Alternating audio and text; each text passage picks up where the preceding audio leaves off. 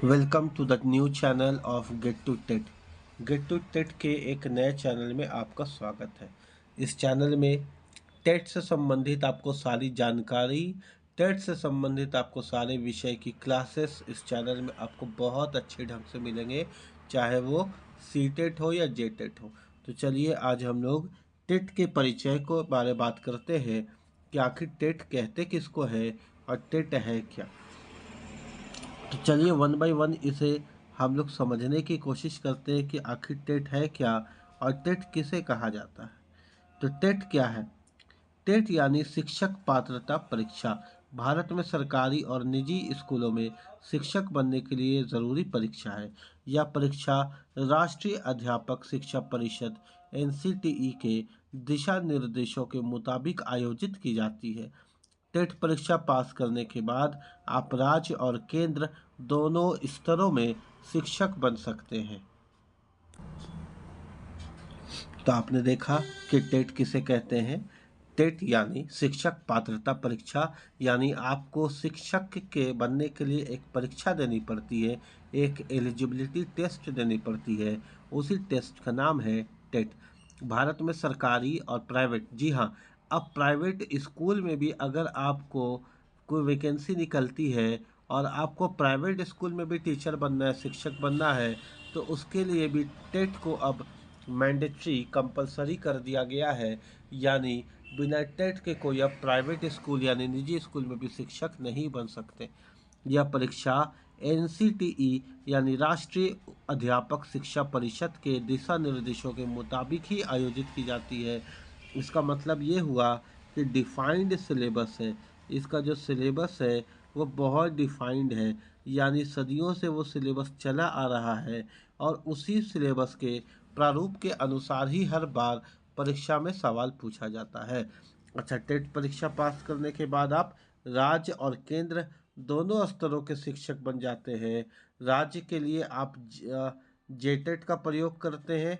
जे यहाँ पे झारखंड के लिए है। अगर आप बिहार से तो बी टेट का प्रयोग करते हैं और राजस्थान से तो रीट का प्रयोग करते हैं। इसी प्रकार आगे हम लोग धीरे धीरे सीखते चले जाएंगे और सेंट्रल के लिए आप सी टेट का प्रयोग करते हैं। अब बात करते हैं टेट एग्ज़ाम एलिजिबिलिटी क्या है। यानी अगर किसी उम्मीदवार को टेट के एग्ज़ाम में शामिल होना है, टेट का एग्ज़ाम देना है, तो उसके लिए बेसिक एलिजिबिलिटी यानी क्या योग्यताएं रखी गई हैं ताकि कोई आदमी, कोई स्टूडेंट टेट का एग्ज़ाम दे सके। तो चलिए इसे तीन कैटेगरीज में समझते हैं। पहला बात कि अगर आपको टेट की परीक्षा देनी है, अगर आपको टेट की परीक्षा देनी है तो टेट में की बात करें तो इसमें शामिल होने वाले उम्मीदवारों के लिए पात्रता मानदंड यह है कि उन्हें किसी सामान्यता प्राप्त विश्वविद्यालय यानी यूनिवर्सिटी से मिनिमम 45% अंकों के साथ कक्षा 12 या स्नातक उत्तीर्ण होना चाहिए। अगर आप ग्रेजुएट नहीं है और आप टेट में बैठना चाहते हैं तो आपका इंटर में कम से कम 45% होना चाहिए। और अगर आप ग्रेजुएट हैं तो वहाँ पे परसेंटेज की कोई इस तरह से स्पेसिफिकेशन तो नहीं बताई गई है, बस बोला गया है कि आपको स्नातक उत्तीर्ण होना चाहिए। ये पहला पॉइंट। तो क्या कोई 12th में 45% लाकर या ग्रेजुएशन करके टेट का एग्ज़ाम दे सकता है? तो नहीं। पहला पॉइंट के साथ दूसरा पॉइंट भी इम्पॉर्टेंट है। दूसरी बात, अगर टेट की बात करें तो इसमें शामिल होने वाले अभ्यर्थियों को शिक्षा में डिप्लोमा, जिसे डीएड कहा जाता है, डिप्लोमा ऑफ एजुकेशन, ये डिप्लोमा इन एजुकेशन, शिक्षा में डिप्लोमा अगर नहीं किया तो शिक्षा में स्नातक यानी बीएड प्राप्त होना चाहिए। यानी किसी ना किसी से उसके पास एजुकेशनल डिग्री होना चाहिए, सर्टिफिकेट होना चाहिए। या तो शिक्षा में डिप्लोमा कर लो, या तो शिक्षा स्नातक यानी बीएड प्राप्त होना चाहिए, या कोई अन्य निर्धारित शिक्षक प्रशिक्षण कार्यक्रम पाठ्यक्रम पूरा किया हुआ होना चाहिए। यानी पहला पॉइंट यह है कि आपके पास इंटर है तो इंटर में 45% होना चाहिए, या फिर आप ग्रेजुएट होने चाहिए। केवल इंटर या ग्रेजुएट होकर के काम नहीं चलेगा, इसके अलावा आपके पास डीएड या बीएड की डिग्री होनी चाहिए। अच्छा, उसके बाद क्या है, तीसरा पॉइंट है एज क्राइटेरिया, यानी परीक्षा में बैठने के लिए कम से कम आपकी उम्र 18 वर्ष तो होनी चाहिए और मैक्सिमम एज की कोई लिमिट नहीं है, यानी आप किसी भी उम्र तक भारत के अंदर शिक्षक बन सकते हैं। और ये बहुत अच्छी बात है, ये बहुत अच्छी बात है। किसी भी उम्र की तय सीमा नहीं रखी गई है, लेकिन मिनिमम क्राइटेरिया इसमें 18 वर्ष है। तो उम्मीद है कि आपको टेट की एलिजिबिलिटी भी समझ में आई होगी कि क्या क्या इसके लिए रिक्वायरमेंट है। आइए अब बात करते हैं कि टेट में कितने पेपर होते हैं। तो याद रखिएगा, टेट में 2 ही पेपर होते हैं, पेपर 1 एंड पेपर 2। ये हम लोग डिटेल सिलेबस में समझेंगे कि पेपर 1 में क्या क्या पढ़ना है और पेपर 2 में क्या क्या पढ़ना है। अच्छा, दोनों पेपर के लिए अंक योजना समान है, यानी पेपर 1 के बारे बात करें या पेपर 2 के बारे बात करें तो दोनों आपके एमसीक्यू आते हैं, यानी मल्टीपल चॉइस क्वेश्चन, यानी आपके ऑप्शन बेसिस एग्ज़ाम होते हैं, पेपर 1 भी और पेपर 2 भी, है ना। प्रत्येक पेपर 150 क्वेश्चन का होता है, यानी पेपर 1 में भी आपको 150 क्वेश्चन देखने को मिलेंगे और पेपर 2 में भी आपको 150 ही क्वेश्चन देखने को मिलेंगे और इसका जो समय निर्धारित है वो भी 150 है।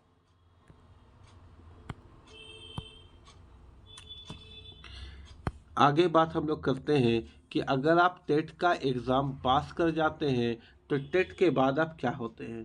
तो याद रखेंगे कि टेट परीक्षा के पास होने के बाद जो उम्मीदवार है वो संबंधित राज्य सरकार द्वारा संचालित स्कूलों में पढ़ाने के लिए एलिजिबल हो जाता है।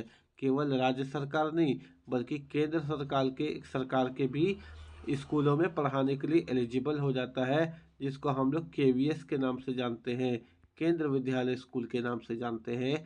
यानी राज्य सरकार और केंद्र सरकार दोनों के द्वारा संचालित स्कूलों में पढ़ाने के लिए उम्मीदवार एलिजिबल हो जाता है यदि वह एक बार टेट पास कर लेता है तब। आइए अब बात करते हैं कि टेट का सिलेबस क्या है। चाहे यहाँ पे सीटेट हो, चाहे यहाँ पे जेटेट हो, चाहे यहाँ पे किसी भी टेट के बारे में बात करते हो, सेंट्रल टेट या स्टेट टेट, उसका सिलेबस लगभग आपको हमेशा सेम यानी डिफाइंड सिलेबस देखने को मिलता है। याद रखेंगे कि टोटल 150 नंबर का एग्ज़ाम होता है। अगर समय अवधि की बात करें, ड्यूरेशन की बात करें तो 150 मिनट यानी लगभग 2.5 घंटे का ही समय आपको मिलता है। 2.5 घंटा ये बहुत ज़्यादा होता है किसी भी एमसीक्यू के क्वेश्चन को हल करने के लिए, है ना। इसका जो मॉडल रखा गया है वो ऑफलाइन है। बीच में टेट को ऑनलाइन लाया गया था, मगर वापस फिर से इसे ऑफलाइन यानी OMR के अंदर भी रखा गया है। OMR शीट के अंदर ही आपको बनाना है। इसमें सबसे अच्छी बात एक और ये है कि टेट के परीक्षा में निगेटिव मार्किंग नहीं होती है, यानी नो निगेटिव मार्किंग, यानी आप इसमें चांस ले सकते हैं, है ना। आइए बात करते हैं कि पेपर 1 और पेपर 2 में हमें क्या पढ़ना पड़ेगा, क्योंकि जैसा हम लोग पहले ही देख लिए हैं कि इसके जो सिलेबस है वो 2 भाग में बटे हुए हैं, पेपर 1 एंड पेपर 2। पेपर 1 में आपको CDP पढ़ना है, यानी चाइल्ड डेवलपमेंट पढ़ना है, चाइल्ड डेवलपमेंट पेडुगोजी, है ना, चाइल्ड डेवलपमेंट पेडुगोजी पढ़ना है। ये आपको एग्ज़ाम में 30 नंबर का आएगा, 30 नंबर का। उसके बाद आपको EVS पढ़ना है, ये भी आपको परीक्षा में 30 नंबर का आता है। गणित पढ़ना है, ये सब NCERT के लेवल के ही होते हैं, आपको ज़्यादा ग्रेजुएशन लेवल का पढ़ने की आवश्यकता नहीं है। और इसका जो सिलेबस है वो हम आपको कंप्लीट पढ़ाएंगे, आपको इधर उधर भी देखने की ज़रूरत नहीं है, आप शुरू से हमारे साथ बने रहें। लैंग्वेज 1 में आपका 30 नंबर का आता है, जो लैंग्वेज आप लेते हैं। कौन कौन सा लैंग्वेज आपको मिलेगा उसकी बात भी हम लोग आगे करेंगे। लैंग्वेज 2 भी आपको 30 मार्क्स का आता है। इस प्रकार 1 2 3 4 5 5 तिया 15 यानी 150 मार्क्स आपके कंप्लीट हो जाते हैं। अगर बात करें पेपर 2 का, तो यहाँ भी CDP आपको पढ़ना है 30 नंबर का। SST and science oblique maths, यानी जो सोशल स्टडी या साइंस लेना चाहते हैं वो ये ले लेंगे, जो मैथ लेना चाहते हैं वो ये ले लेंगे। बीच में ऑब्लिक है, इसका मतलब यहाँ पे दो भाग में बांटा गया है पेपर 2 में। या तो आपको सोशल स्टडी और साइंस लेना पड़ेगा या तो आपको गणित लेना पड़ेगा। तो ये आपको टोटल 60 नंबर का होता है। इसलिए सोच समझ के लीजिएगा कि सोशल स्टडी एंड साइंस में आपका कमांड अच्छा है तो वो ले लीजिएगा, मैथमेटिक्स में कमांड अच्छा है तो ये ले लीजिएगा। लेकिन पेपर 1 में मैथमेटिक्स तो 30 नंबर का आपका कंपलसरी है। लैंग्वेज 1 वापस से 30 नंबर का, लैंग्वेज 2 वापस से 30 नंबर का। इस प्रकार यहाँ देखिए ये टोटल कितना हो गया, 150 मार्क्स यहाँ पर भी आपको देखने को मिलता है। अब पेपर 1 और पेपर 2 में कुछ इम्पोर्टेंट बात आप देख लीजिएगा। यानी अगर हम यहाँ पे बात करें पेपर 1 और पेपर 2 के बारे, तो देखिए सीडीपी यहाँ भी पढ़ना है, सीडीपी यहाँ भी पढ़ना है। यानी जो सीडीपी है वो तो आपका 30 और 30 60 नंबर का दोनों तरफ पढ़ना है। यानी जो सीडीपी है वो कॉमन पेपर है।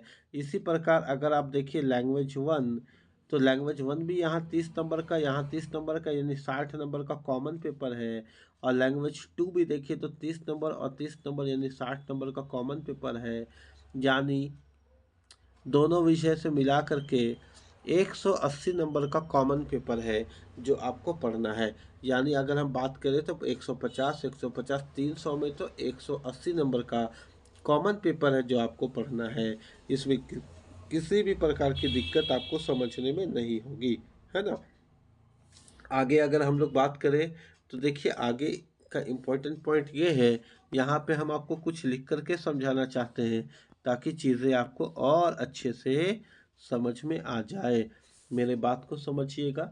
हमने देखा कि सीडीपी में, यानी सीडीपी हो गया, एक सेकंड, सीडीपी हो गया, लैंग्वेज 1 हो गया, लैंग्वेज 2 हो गया, ये हमारा पेपर 1 और पेपर 2 दोनों में कॉमन है ना, इसमें कोई दिक्कत नहीं है। अब आगे एक बात हम लोग कर लेते हैं। आगे जो बात हम लोग कर लेंगे वो सोशल स्टडी साइंस के बारे बात कर लेते हैं। अब ये आपको पेपर 2 में पढ़ना है।